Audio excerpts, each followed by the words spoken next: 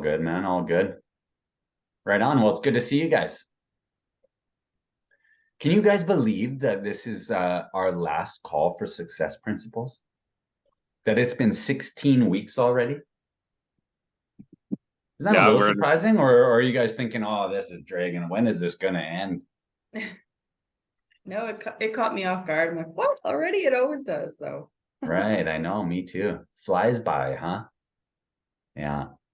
Well, I don't know if I scared people off with my I tipped you guys off, wanted to give you guys some forewarning rather than put everybody on the spot by asking what was something that jumped out at you. But we got a little bit of a light through today. I also know that it's summer holidays and people are busy and Friday of the long weekend. So, well, maybe let them off the hook this one time. Hey, what do you think? Okay, well, I wanted to share an observation with you guys before we dive into success principles today. And, I shared with you guys that I had a light day procedure or surgery last weekend. And I'll tell you guys, you know what's not good for the mind? No exercise, no physical activity, limited daily sunlight, okay? Loose, baggy clothes, no showers. All the things that I do on a regular basis to set myself up to think the best that I can and to feel the best that I can, I felt like were kind of like taken from me a little bit. And I'll be the first to admit that I was a little bit lost. Like I kind of scrambled a bit. And it was almost similar to, when I gave up drinking. That was one of my like go-tos when I was feeling stressed or anxious. And when I took that away and I didn't have that to use anymore, I realized pretty quick that my toolkit, that was about the only tool that I had in my toolkit for dealing with stress and anxiety. Now, since then, I've developed things and better habits and more empowering habits and things like walks and exercise and getting dressed up. And sometimes a solid shower can just change your life, can it? 100%. And I'll tell you, without being able to do that stuff, you start to crave some of those comfort foods, don't you? Start to feel like I'm not feeling great. You want a little pick me up and that sort of thing, but it just creates a little bit of that vicious cycle in my experience. And I really had to kind of like double down on some other things that would contribute to that mental and emotional well-being because I was really struggling. And it had only been a couple of days, which was even more alarming, more shocking. But I was reminded a little bit of it. Do you guys remember probably back in Momentum Mastermind, I had talked to you guys a little bit about Trevor Moawad. And Trevor Moawad is a mindset coach down in the States, and he works with a lot of professional athletes. And he wrote this book called It Takes What It Takes. And his dad was a world-class motivational speaker and coach himself. And he grew up in that kind of environment. And I was trying to remember what it was that was the catalyst for Trevor Moawad, but I think it was like when his dad passed away, he kind of spiraled into a little bit of a depression. And he almost treated it a little bit like an experiment where he started to do the opposite of a lot of the things that he had been taught as a young kid to do. So he was engaging in negative thinking. He was allowing himself to think some of those negative thoughts. He kind of getting into that stinking thinking. He was listening to old sappy, sad type of country music, things that kind of bring you down and the low vibration tunes and that sort of stuff. And he said that it wasn't that long before he was like on the edge, kind of just ready to like, I don't want to say off himself kind of thing, but I mean, he was like deep in a dark, dark place. And I'll tell you, it did not take that very long for me to get to, a pretty deep, dark place myself. A couple of days. It happens way faster than you think, doesn't it? And for me, that just reminded me how important it is to engage in those little things that set me up for feeling my best, for thinking my best, and for doing my best. And when you're in the habit of doing that kind of stuff consistently, when you're in the habit of doing that stuff regularly, you don't notice so much. You know what I mean? Like, it's just kind of like normal. It's just kind of what you're expected to do. It's just what you do. But when you take that away, it's a little bit like when you're drinking water and you're drinking water regularly, it's like you don't feel thirsty, you don't feel anything different, it just feels normal. But when you're dehydrated and you're real thirsty, that's when you notice it, don't you? It's in the absence of those things that is very evident. And I think that's true for things like our habits, our daily routine. I know it's true for exercise, but it's also true for things like our meditation, our gratitudes, and our affirmations, isn't it? And when you take them away, you start to feel a little bit different. Now, I'm not suggesting that it's all about just, like zenning out, and just kind of going into lotus pose or lotus position and just kind of like meditating all day, but I think that there is some power or some relevance in doing those little things that put you in that high vibration state, establishing your attitude, establishing your mental attitude and your emotional well-being, so that when you go out into the world, you can perform better and do better. The law of polarity states that there's two parts to everything. For there to be an inside, there's got to be an outside. For an up, there's got to be a down. To experience the light, you got to understand the dark. Okay. But for everything that we do, there's also the physical and the non-physical, right? The spiritual and the mechanical. So when you're about to like embark on your day or embark on your task or start working towards your goals, make sure that you're mentally and emotionally, spiritually in the right place, so that when you go to hammer out the to-do list or the tasks or the like tangible items, the steps, that you're doing it from a place where you're operating at a high vibration state or an energy that's conducive to that fulfillment of your goal. You know what I mean? Without that, you can spiral pretty quick, like I discovered. But anyway, that was just a little observation I wanted to share with you guys today. So today, what we're going to do as far as success principles is concerned is we're going to do a little recap. We're going to rewind, go back to the beginning, and go over some of the things that we have discussed up until this point. And I'll tell you, you guys, I went back through the last 15 weeks of notes. I've got a binder here where I keep all of our call notes and things like that. And holy smokes, you guys, there is a tremendous amount of very, in my opinion, and maybe I'm just a little bit biased here, but powerful and great information. Tons of it. Okay. And like, I think that there's like a PhD in goal achievement and success right here. And it was actually a lot harder for me to kind of go back and pull out, how do you condense 16 weeks into like a 1 hour call here, where we're going to try to do today. And I thought, yikes, this is going to be harder than I thought. The truth is, though, there's a ton of good information. And for that reason, I'm going to leave some of these calls up on our Dropbox, and I'll leave them in that folder. I don't know if anybody wants to download them or rewatch some of them, but I was looking back through this. I was like, holy shit, this is good.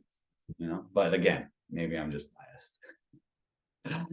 But, I tipped you guys off. I asked you guys, or I told you I wanted to ask you,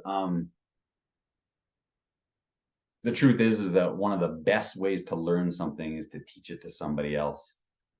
And sometimes I've learned that unless I'm able to explain an idea or a concept in simple terms, I might not understand it as fully as I think that I do. Right? And so I'm going to ask you guys, not that I expect, a whole like, diagram and charts and graphs and stuff like that, but what's one idea that we discussed or one concept that really resonated with you guys or jumped out at you this time around? Or what's one thing that you either learned or confirmed over the last 15 weeks? Who would like to go first? Yes, I'll go. Right on. I love it. Obviously, I think it's the number one thing that jumped out at me is what successful people do that failures don't. So doing the hard things that failures don't want to do. So I've applied a lot of these into my life lately, and like, going to markets and talking to the successful people, surrounding myself with people higher up than me and asking those questions and actually being comfortable in it now instead of, like really scared.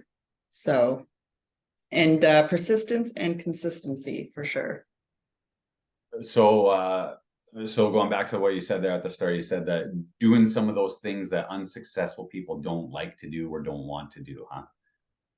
And I think that is directly from that Earl Nightingale recording too, the common denominator of success.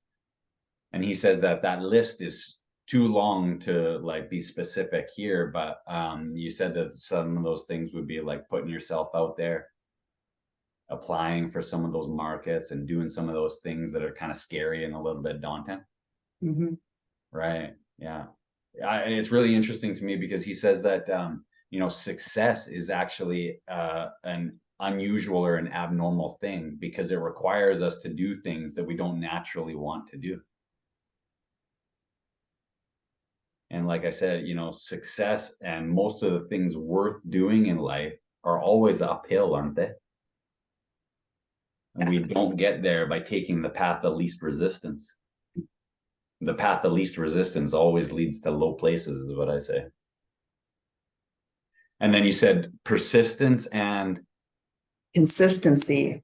consistency. Okay. And so why is that? Why did that jump out of you? Or why did that resonate with you this time around? Because like I'm working on my goals, but I'm not staying consistent or persistent. Like I will take a break or, I won't like fit it into my everyday life. And I find that when I take those breaks, that it's harder to jump back in, or like I'm not, making enough sales or something in my pottery, or, like the energy's not going into it. So it's not coming back to me as much as I want. Right. Yeah. Sometimes the hardest part's getting started, isn't it? Yeah, absolutely. Right. I first learned that as it related to fitness, my fitness. And when I'm working out regularly, you're kind of in the habit of it. It's easy to stick with it. When you fall out of it, it's a lot harder to start over again, isn't it? You kind of lose that momentum. I finally got so sick and tired of start, stop, start, stop, start, stop that I just decided just enough with the quitting, enough with the stopping, just keep the momentum going. And then that comes down to that consistency. Yeah. Yeah, for sure. 100%. And And anything else, Jamie? there's lots, but I love the part about the failure and the fear of failure and all the different types of failures. I like that a lot. I've been really leaning into failure as like part of success. It's the method and success is the results. Oh, okay. So explain that part. What do you mean it's the method and success is the results? Well, I find like you have to go through failure and you learn through your mistakes or your failures in order to get that success. It's like the gateway. It's the gateway. I love that. So it sounds to me like you're kind of like shifting or transforming that your relationship with failure a little bit, how you see it, how you feel about it, how you engage with it. Yes. Cool. I imagine that's not just a small change. I imagine that's probably pretty big. Yeah, I've been, changing my perspective about it for the past year now, but I feel like it's more, I'm okay with it now. Like I'll laugh about it now, or I'll learn from it and actually, write down notes from it. So, Right. Okay. Learn from it. mm, So it means something different than, oh, I suck at this, or this was yes. never meant to happen. I can't do that. Mhm. Right. Wow. That's huge. When you start to change your relationship with that emotion and it starts to mean something different, that's when you know that you've created that shift, or that it's something that it's like you're transforming that. That's huge. Yeah. Pretty cool. That's awesome, Jamie. Thanks for sharing. Who would like to go next, Tom or Tamara?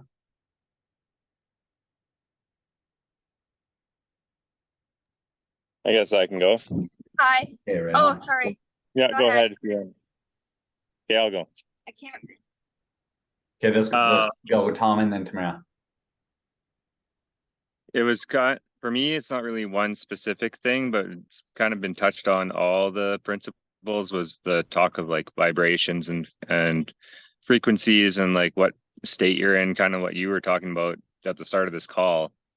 And then like as like a personal growth, I'm starting to realize quicker when I'm in those negative vibrations that I can use some tools to get out of them, and different tools to maybe stay in them longer. So like positive state or whatever, stay in that longer, and negative stuff like that day I had where things were just spiraling, and I finally had to say at that end of the night, like, okay, like snap out of it, got to get on a different vibration here, and or the rest of your night's just going to be ruined. So I'm learning how to deal with that and ways to get on the positive plane, I guess. Love it.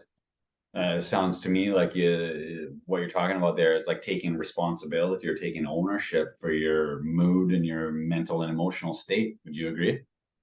Yeah, and just like you said on the last call with all the habit building and stuff, like just trying to keep practicing and working on building those positive habits. Right. Yeah. Yeah. I mean, that's one thing that you could ask yourself, like, who's in control of my mood if not me? Am I going to give that kind of power up to somebody else or something else? I don't know. I don't know about you, but I don't like giving away that kind of power. I just got to work on it with the kids now. Right. Yeah. Well, it's one of different those things, beast. it's sometimes easier said than done, isn't it? Yeah. So when you're in a high vibration state, what are some tools that you use to protect that energy or to maintain that high vibe? Just I guess just trying to make sure I do the things that keep me in there, like exercising, just doing the music and stuff like that, and affirmations, making sure I do that in the mornings. That helps keep your vibe high. Yeah, just if I'm in a negative, I find it's harder to get into a different frequency with affirmations. But if I'm already in there, it's just like it just drives you up to that next level when you're already in that positive, and then you just kind of say some quick affirmations in your head or whatever, even, just kind of keep you going. Right. Sounds like it's kind of like just what you were saying, some of those habits, doing the little things consistently, eh? Yeah. I think that's the kind of thing that it's easier to maintain a high vibe and a good attitude than it is to create one or get out of a bad mood, isn't it? Yeah.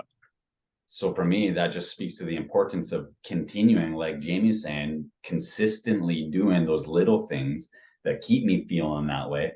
Because once I'm down here, it's so hard sometimes to shift gears. Oh, nothing harder, man. Crazy. Yeah. But it's getting easier, I'll say, since taking this and mastermind, and like from a year ago ish. So it's definitely getting easier to get out of the negative. Right on, Tom. Good to hear, man. Good for you. Thanks for sharing, Tom. That's great, buddy. Thanks. And Tamara, are you able to join us, or are you occupado at the moment?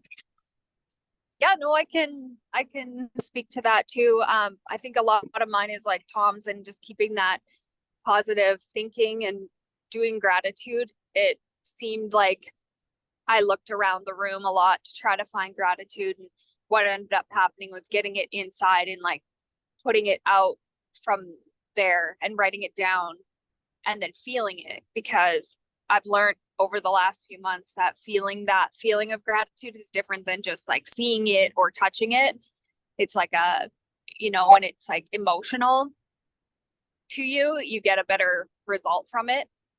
Right. And then staying there, because I would do gratitude lists when we had to live in the condo for the 4 months, and Right. I think that kept me afloat compared to like now. Also, like just like the gym and things like that, like where Thomas was saying to kind of keep you up in a high frequency or a high vibration is easier. I haven't been to the gym in 4 weeks. I can tell my mood is like quicker to like snap and stuff, and my husband's nodding in the car beside me.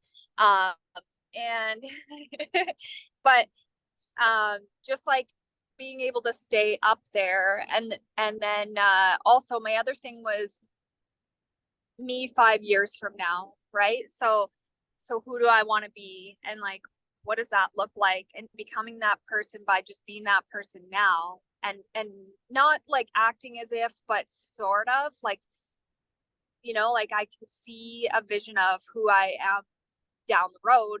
What that looks like is like really serene and calm, but like knowing that those things are all the habits that I do daily, like my gratitude and meditation and stuff like that, that make it possible for me to be that in the future. And each of those things, it just seems like little things that you want to like scrap all together, because it just, those little things that take 30 seconds, like flossing your teeth or whatever, but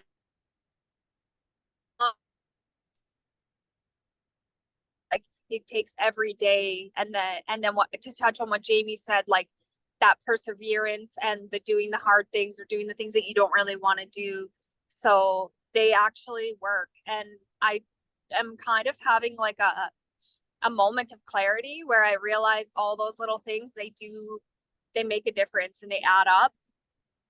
Because I have been like, my mood's been down since I haven't been going to the gym, and I've been sitting more, and just like everything changes when you stop doing those daily habits. And I haven't even been consistent with my gratitude, and I noticed that that's probably an issue too, where I'm not finding gratitude because things went back to normal and I didn't need it as much. But I think that what I've now realized is that it actually impacted me a lot in my mood, my emotional state. So yeah, Right on, Tamara. I love that's that. what I learned.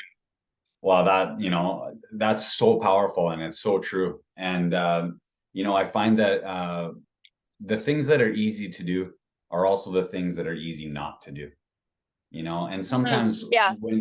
sometimes when we're doing things like gratitudes, or we're doing things like exercise, or we're doing some of those things that set us up to feel good, we get to a point where it's like, well, that worked so good, I don't need to do that anymore. You know, and you kind of forget some of the things that helped you get to that state to begin with. And you start to take your foot off Yeah. the gas pedal thinking that, well, I don't need to do that as much. And the truth is, going back to Jamie's statement there, you know, it comes down to consistently doing the small things over and over again. Right. And one thing that I heard you say there, Tamara, is that you're in the habit now of feeling that gratitude. It's not just an intellectual exercise. It's not just something that you know you should be grateful for. Most Yeah, people, it's when you talk different. to them, yeah, most people, when you talk to them about gratitude, it's like, well, yeah, I mean, I'm grateful, but it's not something that they're feeling on an emotional level. And what you're telling me, or what I heard there, was that you kind of like emotionalize that or embodied that. And now it's become a habit to start to feel that emotion of gratitude. And that's a game changer, isn't it? It is a game changer. And when I was in the condo, and I know that it was a life circumstance that probably made me more emotional too, but I felt like even reading other people's gratitudes, I had tears in my eyes, like 3 out of like the days every single week for like 3 months, I would have tears in my eyes. Like, I don't know why. I don't know if it's just like what was happening in my life was kind of crumbling down, or if it was just like a combination, but I could feel not only my gratitudes that I shared, but everybody else's too. Like people knowing that they really truly felt what I felt. It was something different. It was very cool. And also, I have something funny to share with you guys. Let's hear it. I received mail from Matt. I received a lovely 5-minute journal entry journal. And I just wanted to say thank you, Matt. And also that you, it's kind of funny because it might be a sign, but you're the third person to give me that, and all 3 are empty. Oh, no way. I have that book. I have 3 of those journals. When are you gonna So take is the that hit is from the universe eh? the universe is telling me something. No doubt. Oh, that's We're too parents. funny. Yeah. Yeah. Well, But sounds like thank you've got some work cut out for you then. I guess I have to fill 3 journals. Yeah, that's right. Oh, too funny. Yeah. Yeah. Well, it's true. And going back to the gratitude for a moment there, it really what it does is it changes your experience of your day, doesn't it? Oftentimes, we can be in a stressful state or in the habit of worrying or being frustrated. And it becomes a habit that we just do automatically without even really necessarily understanding why. But when you start to count your blessings, when you start to be grateful, when you start to do that on a regular basis, you start to create that habit and that neurological hardware that allows you to tap into the emotion of gratitude easier and quicker. And that just, it changes your state, changes the way that you experience your day. And really, that's what it's all about, isn't it? We think that it's about goals, we think that it's about achieving, we think that it's about success, but it's never really about the thing.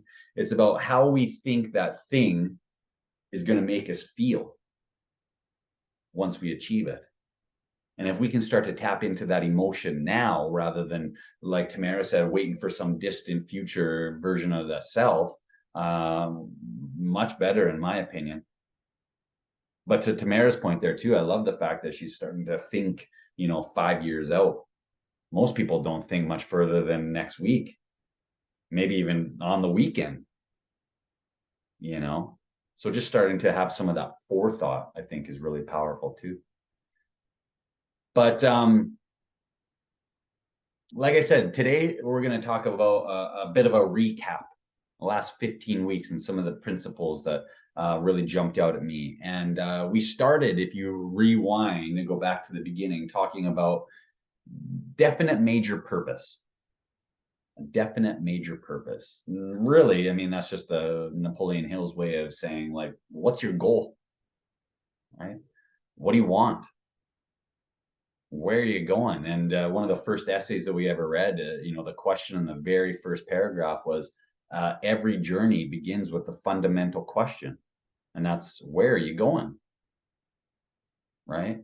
And I'm not talking about, when he says definite major purpose, it doesn't necessarily even need to be like your life's purpose, but some goal, some direction, some focus, some destination. And I find that without a goal, Napoleon Hill says that without goals, a man or a woman without a goal is like a ship without a rudder. They're just a drifter out at sea, floating around at the mercy of their environment and what's going on around them. And eventually, a drifter is going to end up doing one of two things, either getting lost or end up on the rocks. So the importance of having clearly defined goals, specific goals, and ideally, they'd be specific, and you'd take the step to write it down with pen and paper, right? Even more so if you had it up on the wall where you could look at it regularly, review it on an ongoing basis and things like that, But I think, to be honest with you, goals are a necessity in life, because a good goal is a motivation. It's inspiring. It creates that sense of like accomplishment, doesn't it? Like if you've got a goal that you're working towards, like it breathes a little bit of life into your day, doesn't it? 100%. At least for me, I mean, I can get excited about like a good goal. It gives you reason to get out of bed in the morning. Something to aim for, something to work for, something to live for. It sounds corny, but like it's true. Okay. Now, the second thing that we got into, we started talking about desire. And they say that desire is the starting point of all achievement. Right. And, the truth of the matter is that, most people have wants. Most people, they want different things. They want to be happier, or they want to be healthier, or, they want to, be in a little bit better shape, or they want to earn more money and that kind of thing. But those aren't goals. That's different. That's just like a general want. Okay. And everybody wants those things. I don't know anybody who doesn't want more money or to be in a little better shape or have more free time. But the truth is that we don't always get what we want, but we always get what we desire. We don't always get what we want, but we always get what we desire. And we talked a little bit about the difference between what's a want and what's a desire. Does anybody remember that conversation? Anybody remember what the difference between a want and a desire is?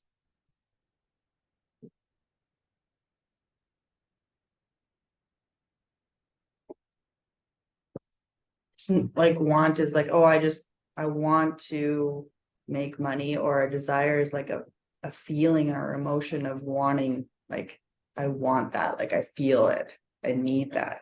Right, right. Yeah, a desire, that's exactly right, Jamie. A desire is like an emotionalized want. It's like not just something that would be nice to have. It's something that's like, oh, I have that burning desire. It's like a need where you've got some emotion behind it. We know that our conscious thinking mind, it wants all kinds of things, doesn't it? And sometimes those things are contradictory to one another. But the conscious thinking mind only controls about 5% of what we do. And 95% of our behavior is controlled by our emotional mind, our subconscious mind, which is our emotional mind, our feeling mind.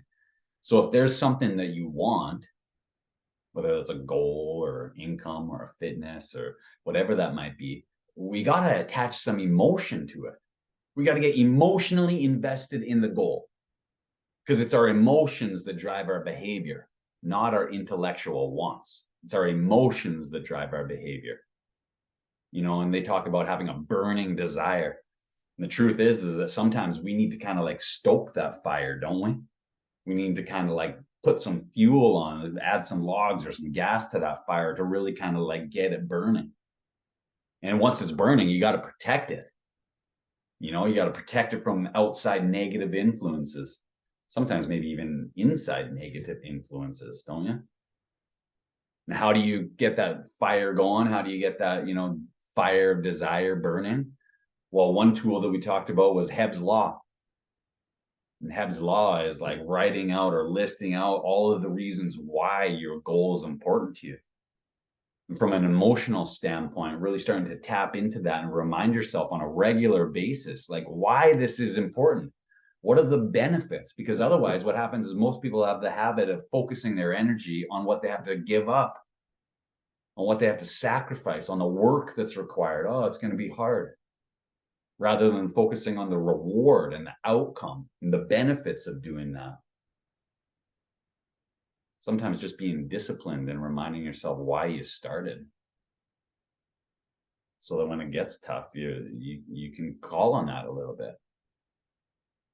In Think and Grow Rich, they talk about, needing to have a burning desire. And he talks about like burning the boats, going all in, A question you guys might want to ask yourself, maybe even write this down if you think about it, but you could ask yourself, like, am I giving it my all? Am I really giving it my all?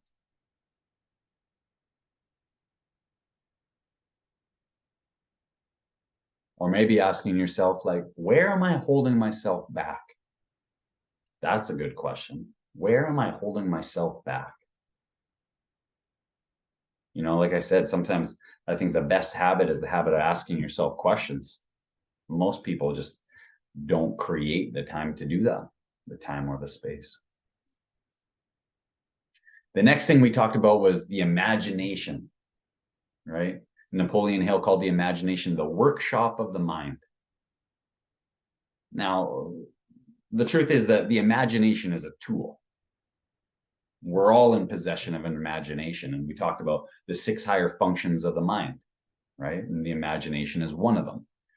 The truth is though, that more than likely you haven't been taught specifically how to use your imagination, or even what its intended purpose is. And like most tools, or like any tool, we can use it positively or negatively. A tool can be used to create, or it can be used to destroy, can't it? And you can use a hammer to build a house, or you can bonk yourself on the head with it just as easy. And in my experience, most people are in the habit of using their imagination to worry and create all kinds of worst case scenarios, or like what ifs. We're real good at doing that, aren't we? Or at least we can be.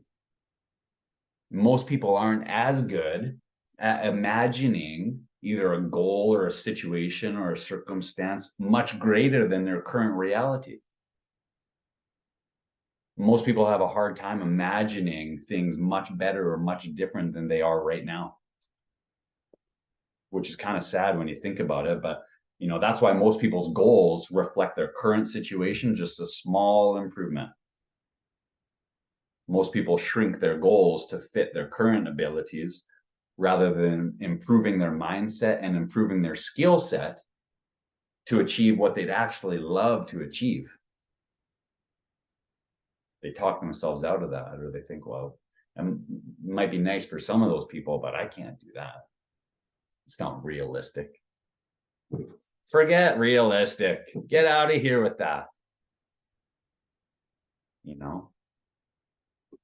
When we talk about like, what is the purpose of the imagination? Well, the purpose of the imagination is like what Tamara was saying. It's like to create, but is to like create a vision for your life where you'd love to see yourself in 3 years and 5 years and 10 years and 50 years. And then ask yourself, like, who's the person that's capable of achieving that? Using your imagination to create an image in your mind. Who's the person that's capable of achieving that? Getting to know that person, getting, you know, to understand how that person thinks, how that person acts, how that person carries themselves. How do they behave? How do they make decisions? And then starting to show up as that person, like Tamara said, now. Not in 5 years, not in 10 years, but doing that now. You can actually use your imagination to create and recreate yourself as many times as you want. Now, here's the thing. We're doing it anyway. But I've often said, if you're not consciously creating yourself, chances are you're unconsciously creating yourself. And in my experience, if I'm unconsciously creating myself or my habits for that matter, they're not usually good ones. And the result is not usually a positive one. Now, you know, we talk a little bit too about like, you know, the purpose of the imagination is to create that vision and then hold that image on the screen of your mind at all times. And the reason for that is because energy goes where your energy flows where your attention goes, right? Thought is a form of energy, and whatever you give energy to is going to grow, isn't it? Right. So our job is to create that image and hold that on the screen of our mind at all times and continue to feed energy towards that as much as possible. Sometimes people will say things like, well, yeah, but like, I can't do that. Like, I don't have the money for that, or I don't have the time for that, or I don't have the resources, or, you know, like, and what they're doing is they're looking to their results to determine what they can or can't do. But one thing that I want to remind you, and I'll show you this real quick here, because this is helpful to have a visual of this sometimes.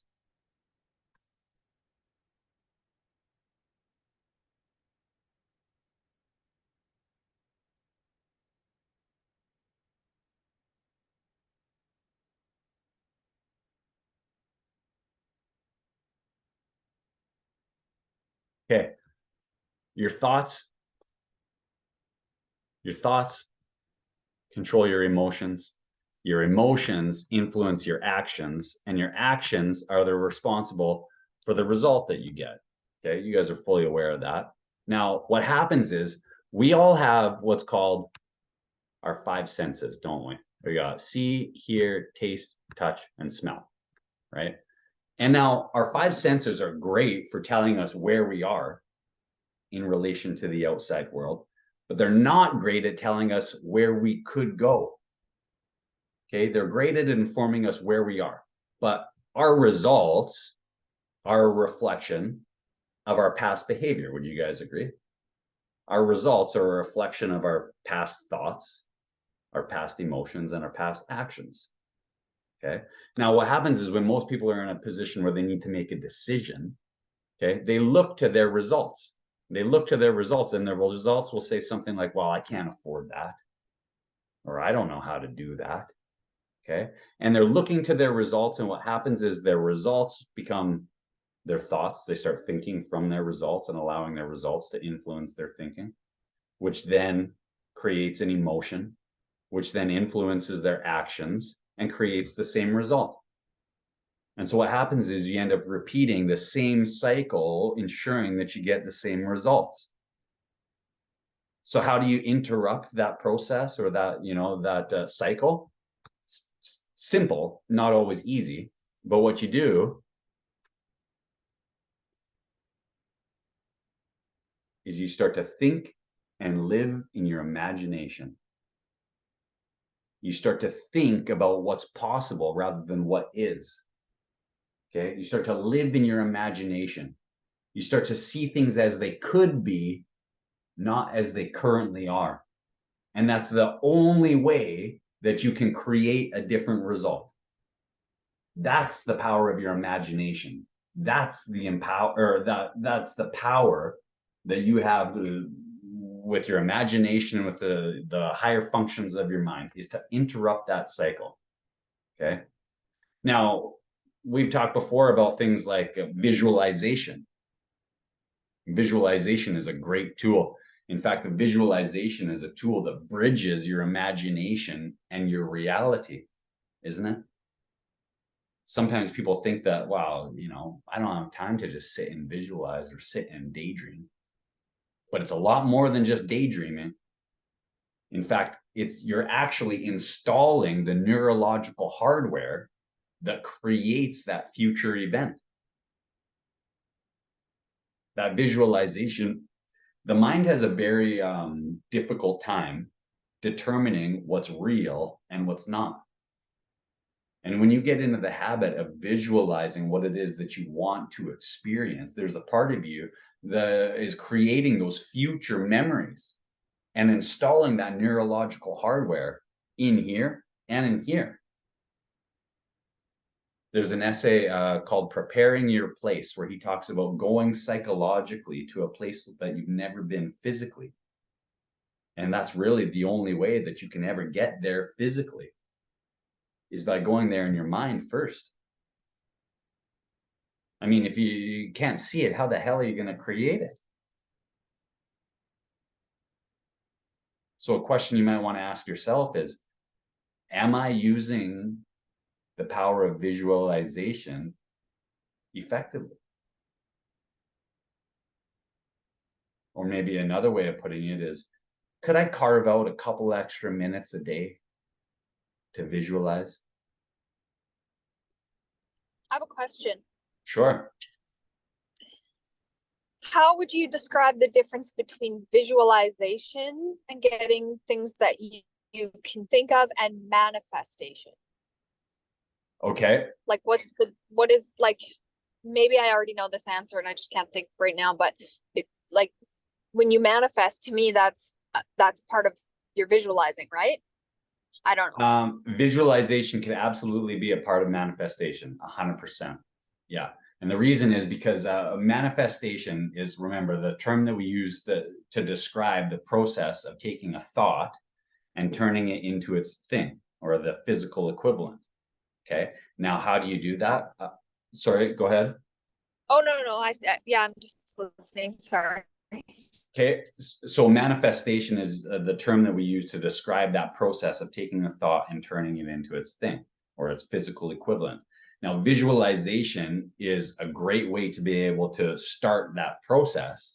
Okay. And like I said, what you're doing with the process of visualization is laying the groundwork or creating the blueprint. It's the same for, a house, It's the same for a product that like Jamie is creating, something like that. You oftentimes have to see it before you can create it. Okay. But manifestation, this is a good question, Tamara, that you asked that. Manifestation isn't just visualizing. Okay. It's not just thinking about, it's not just seeing it. True manifestation, what that comes down to is deciding and acting. And the truth is that there's a part of your brain that's called your reticular activating system, right? And that's the part of your brain that filters out information that's important to you. And when you're in the habit of thinking about and seeing your goal achieved and who you want to be and where you want to go and what you want to have, and you're priming your brain for that, your brain is going to start to go to work to start to pull out information from your environment and from your interactions with other people. And it's going to start to say, hey, here's an opportunity. Hey, here's an idea. Hey, here's something. Hey, have you thought about this? And it's going to start to feed you all this other information. Then it's up to you to see that opportunity, to make a decision, and then to act on it and follow through with that. It's not just about like sitting there in your chair, visualizing Zen and L and saying, you know, I'm a millionaire and having a truckload of money back up into your driveway. Oftentimes it comes in the form of an opportunity. Sometimes it's a crisis. Sometimes it's a setback. Sometimes it's a failure of some sort, but it allows you to manifest that or to create that. Visualization alone won't do that, but it's a part of that process. Does that answer your question? Or help a little? Yep, that helps. Yeah, thank you. Okay. Good question though. Yeah. You know,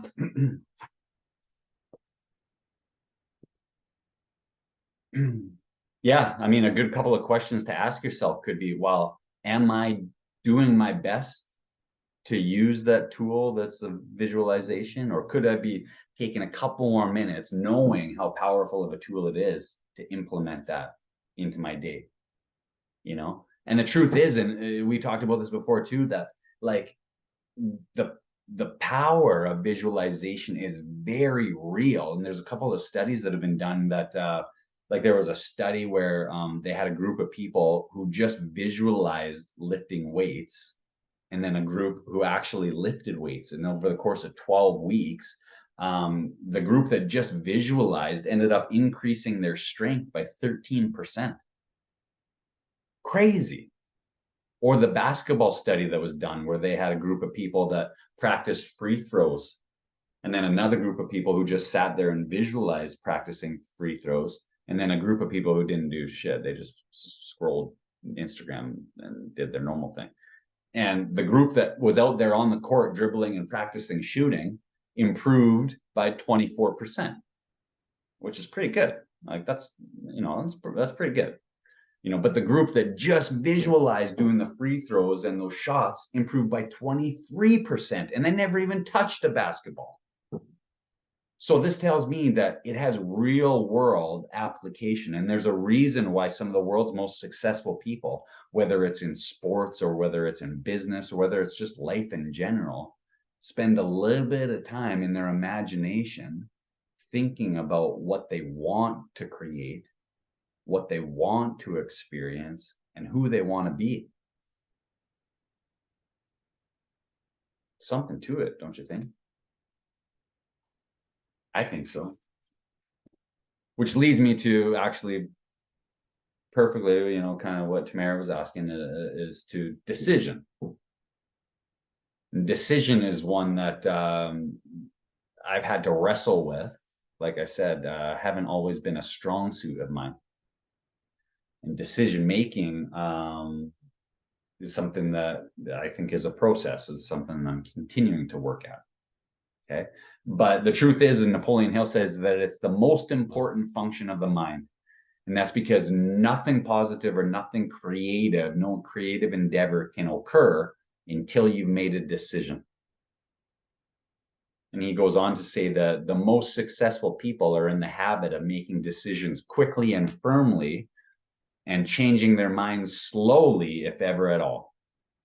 And unsuccessful people, on the other hand, are in the habit of coming to decisions slowly, if ever, and changing their minds quickly and all the time. And, you know, James Allen says that the waffler is the weakling.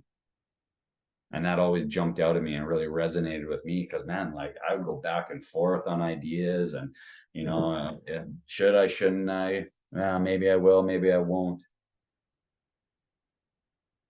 And I encourage you guys to look at your decision-making process and ask yourself, well, what's my process for coming to decisions? You know, what most people's process is, most people are in the habit of saying, well, we'll wait and see. Allowing other things, the outside world, to influence their decision-making. And like I said, most people are in the habit of either deferring to other people, allowing their environment to make decisions, or delaying, just buying time till eventually they either have to make a decision or the opportunities pass. Right? And I think that shortening that gap and getting better at decision making will actually help you get better at manifesting the goals that you want. Because manifestation is decisions coupled with action. Right? Decisions coupled with action. And one of my mentors, Dr. Benjamin Hardy, he says that 100% is better than 98% when it comes to decision making. It's better yet if you already made up your mind, you already know, you know, what you're going to do in any given situation. And we talked about how, like, then you just make the decision one time. But in order to do that, you need to know where you're going, and you need to know what you want and what's important to you. Don't you? You know, and a couple of weeks ago in the group chat, we had that conversation about Jamie goal achieved or Matt goal achieved. And when you ask yourself, well, who's the person that's capable of achieving that goal? And you start to show up as that person, you start to make decisions as that person. Does that person have that? Does that person do this in this situation? What you're doing is you're making decisions from your goal rather than making decisions to help get you towards your goal. And what that is, here's the ticket. That's true growth. And the purpose of a goal is not to get. Most people have that misunderstood. The purpose of a goal is not to get. The purpose of a goal is to help you grow, to help you become that person that makes decisions quickly and firmly, to become that person who's disciplined and consistent, to become that person who has the habits and does that thing that's capable of doing that. And once that becomes a part of who you are, then and only then can you have that goal. Then the cool thing is that the goal is often the byproduct of that growth. But that's why most people don't achieve their goals, is because they just want the thing. They don't want to actually change. Forget that. Change is hard. Have you guys tried changing lately? I know you guys have, but most people don't. Most people don't. You know, one thing to really remember here when it comes to this kind of thing, though, is that decision making or a decision is a mental shift. It does not require anything on the outside. A real decision, it doesn't require time. People will always say, well, I need time to think about that, or, you know, I don't have the time to do that, or whatever. That's all BS. Truth is, that's just an excuse. It also doesn't require money either. Making a decision doesn't require money. You can decide by making that mental shift. And the truth is that that mental shift is everything, isn't it? For sure. You can feel it, can't you? When you've decided, when you made up your mind that this is a done deal. Yeah. And a true decision doesn't require anything on the outside, but, and here's the but, it does require something on the inside. And what does it require on the inside? Well, it requires a shift, but it also requires courage, doesn't it? Oh yeah, you better believe it. It requires commitment. for sure. And it requires faith. A real decision requires faith. Sometimes those are scary moments, isn't it? Kind of taking the leap, jumping in with both feet.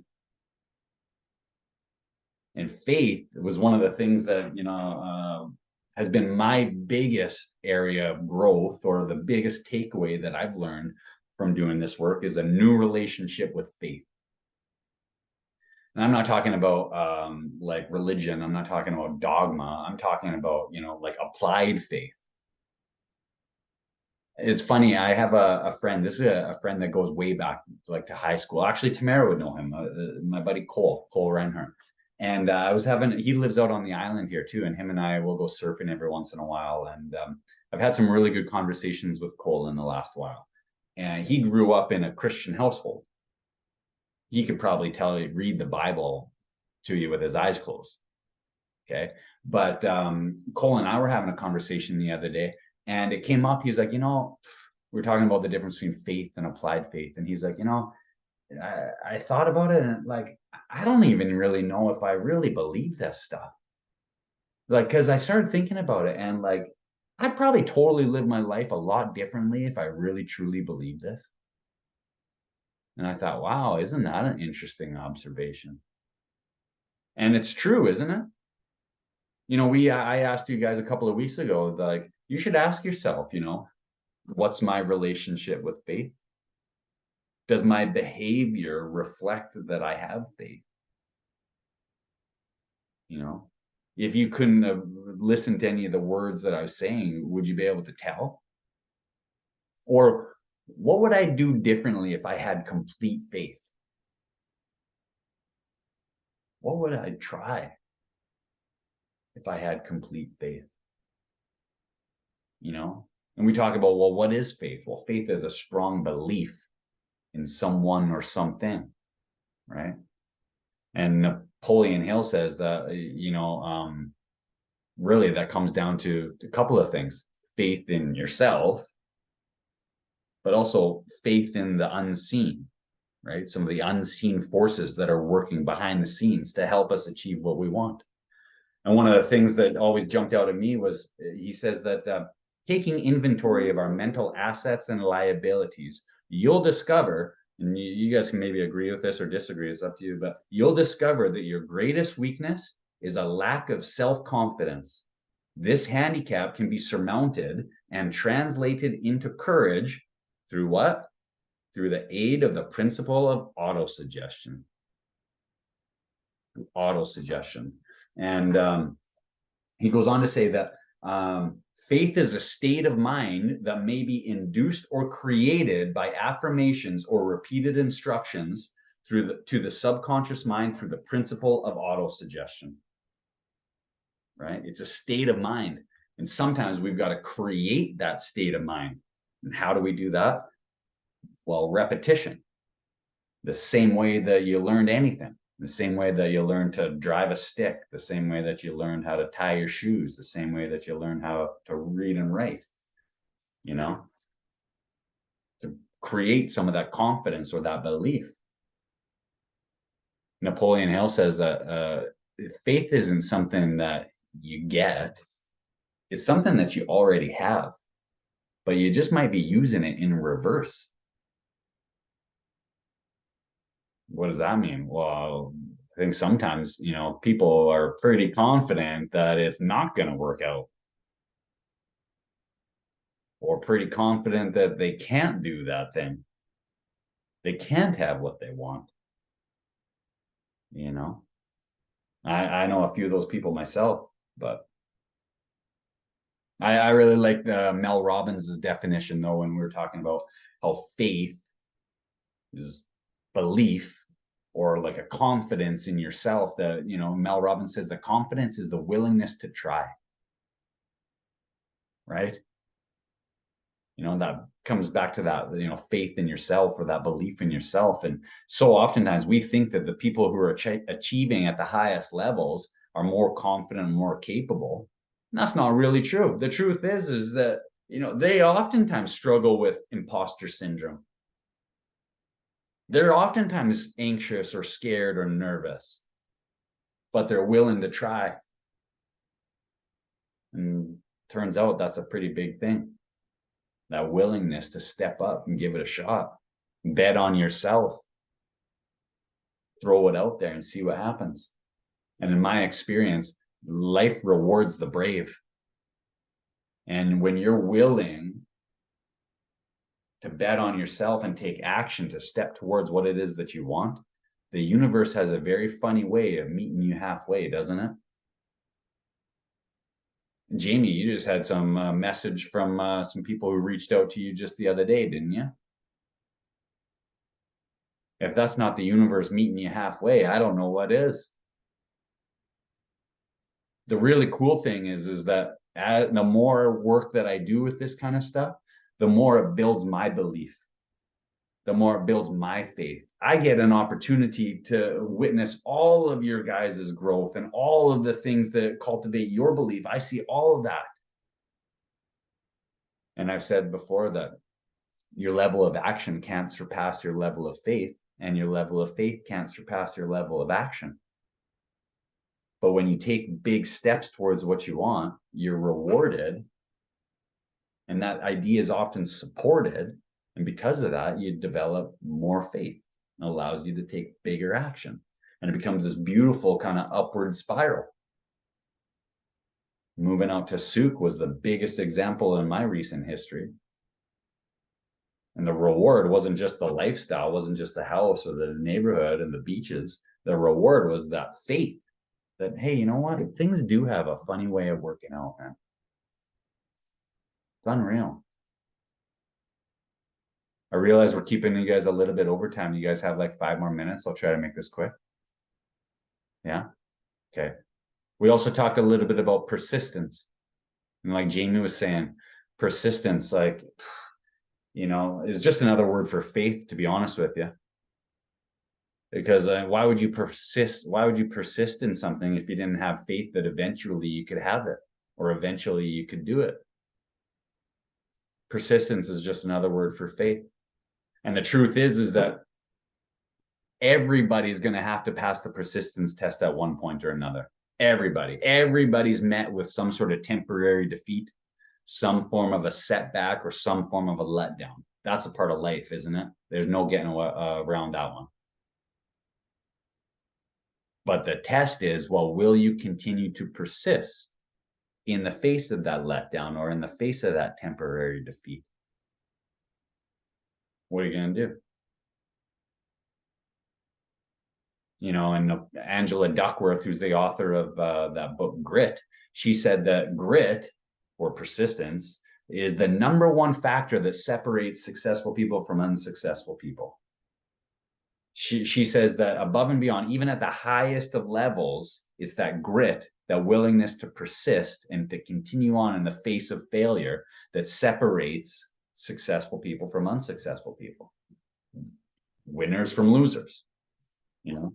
And part of the reason why I continue to teach on persistence and teach on things like applied faith is because oftentimes what happens is when you go to make change in your life, your current reality, it starts to disintegrate. You ever notice that? You know, we used the analogy before of changing dials on the radio station. And when you go from C95 to Rock 102, well, oftentimes the first thing that you're going to experience is some form of static. You know, Price Pritchett, the author of U Squared, he says it's always messy in the middle. It's always messy in the middle. Okay. Now, the difference is that some people will continue to persist through that static in faith, knowing that what they want is out there and they're capable of achieving it. And even if they don't know how, they know they'll find a way. And some people, the first sign of static or the first sign of chaos, they think, oh shit, this is terrible. And they revert back to their norm. They go turn right back to C95. Well, Justin Bieber's better than nothing. I actually like Justin Bieber, so I'm not sure Brett does, but you know, it's true though. It's that persistence, to persist into the unknown. the uncertain, the unfamiliar, and resist going back to what's known or what's familiar or what's comfortable. The truth is, though, that's real hard. You know, but Napoleon Hill identifies a couple of things that you can do to improve your level of persistence. He says that persistence is a state of mind that must be cultivated. Funny how many of these things are states of mind, isn't it? But he says that persistence is a state of mind that must be cultivated. And he says there's a couple of ways that you can do that. Number one is have a goal, right? Have a destination, have a clear, specific focus. I think it would be important too to have some form of accountability to that goal too, wouldn't it? For sure, if you ask me. Number two is to feed the desire and continue to focus on what it is that you want rather than what it is that you got to give up. Remind yourself why this is important. What are the benefits? Why am I doing this? What's the good that I have to look forward to on the other end of this, rather than just what I have to give up or stop doing? The other thing that he suggests doing is creating a plan. Now, I'm all for creating plans, okay? Organized plans and writing is a powerful step that you can use. But I think the biggest thing that comes from doing that is it starts to cultivate that confidence. It starts to build that belief, doesn't it? The truth is that what are the chances are that you're going to be able to predict all of the obstacles and all the challenges and know exactly how to get you from where you are to where you want to go? Probably pretty slim, isn't it? But like Martin Luther King said, faith is the ability to take that step and not knowing or not being able to see the whole staircase. So just start moving towards your goal. And as you walk, the path will appear. But the most successful people, they know what they want, they know when they want it by, and they know why they want it. Right? For sure.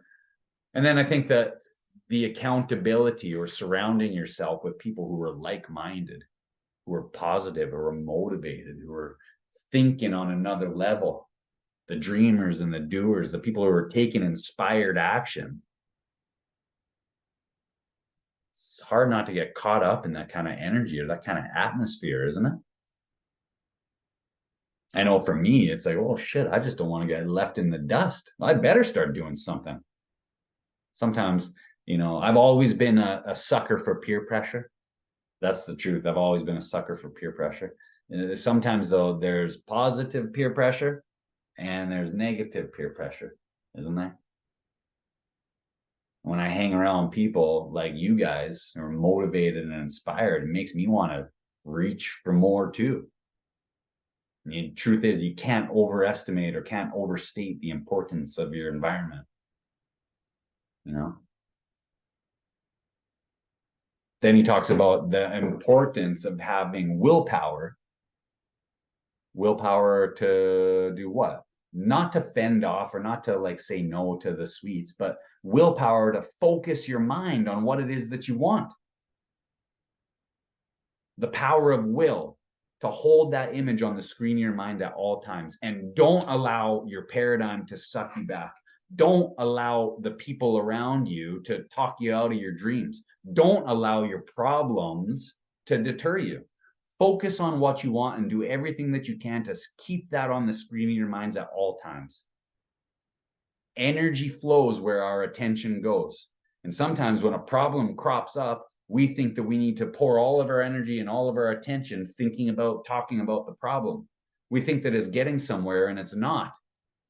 All it's doing is allowing us or forcing us to enter the vibration, the energy of the problem. Albert Einstein said that you can't solve a problem with the same energy that created it. So what do? You look past the problem. You look where you want to go. You stay focused on what's important. What's your goal? Bob Proctor used to have the habit of just asking people, what's your goal? And the purpose of that was to very intentionally get them to start thinking about and talking about what it is that they want. You become what you think about, don't you? And then the last thing that you can do to cultivate that persistence is to develop the habits, like Tom was saying, the little things on a day-to-day basis that point the ship and direct you towards your ultimate outcome. Just the baby steps. Focus on the fundamentals, the little things, the daily actions.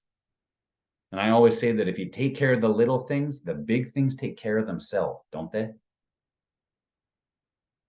In my opinion. But it comes back to, self-discipline. Self-discipline is like self-mastery. Self-mastery comes back to like emotional regulation. Like Tom was saying, to kind of like protect that energy. It's a lot easier to protect that energy and stay high vibing than it is to dig yourself out of a low vibration state and get back to a place where you're high vibing. That's hard to do.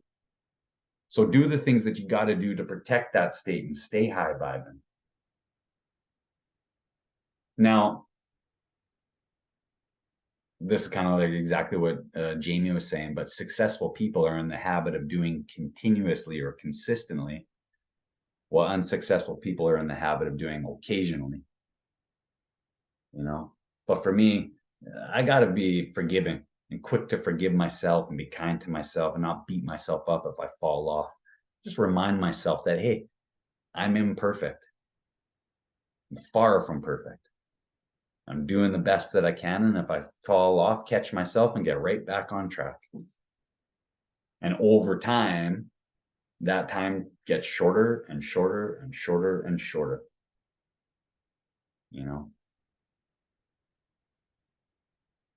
Now, last point here, I want to share with you guys just a couple of thoughts. And that's one that, success principles wasn't necessarily about teaching you guys things that you're not already aware of. Okay, some of this stuff you might be familiar with. Some of this stuff is perhaps new. Okay, but it's not necessarily about teaching you things that you don't know, but it's about encouraging you and inspiring you to take conscious control of your thinking, take conscious control of the faculties of your mind, and make better use of the information that you have, and make better use of the tools that you're in possession of. And to do that continuously and consciously. And the last thing that I wanted to share with you guys here was a line from the last page of Think and Grow Rich. And then I'm going to let you guys run here. Okay. But Napoleon Hill talks about the master key. Are you guys familiar with the master key? Have you guys heard this before? Napoleon Hill says that you are in possession of the master key, and it unlocks the door to all of life's bountiful riches. The master key is intangible, but it's powerful. Okay. He says it's the privilege of creating in your own mind a burning desire for a definite form of riches. There is no penalty for the use of this key. There's no penalty for using this key, but there is a price you must pay if you do not use it. And that price is failure. Okay. He says that there is a reward of stupendous proportions if you put this key to use. It's the satisfaction that comes to all those who conquer self and force life to pay whatever is asked. The reward is worthy of your effort. Will you make the start and be convinced? Good question. You got everything to gain and nothing to lose. Now, he's not just talking about financial riches. He's not just talking about material gains. He's talking about the health, the wealth, the happiness, the fulfillment, the joy that comes from being a conscious creator of what? Yourself and your life. Using the master key and taking control, taking responsibility, and taking ownership. There's no downside. It's all good.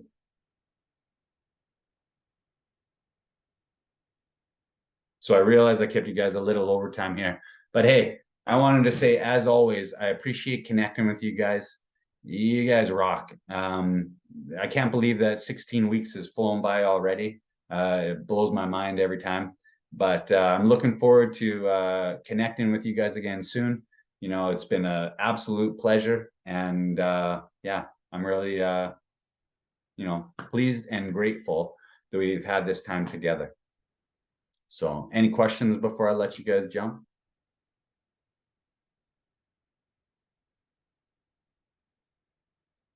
Crystal clear. All right, cool. Thanks, Matt. Thanks, guys. You guys have a wonderful rest of your day. Enjoy your long weekend. Thank you. It's been Thanks. awesome. Take Thanks, care and Matt. talk soon. Bye-bye. Bye-bye.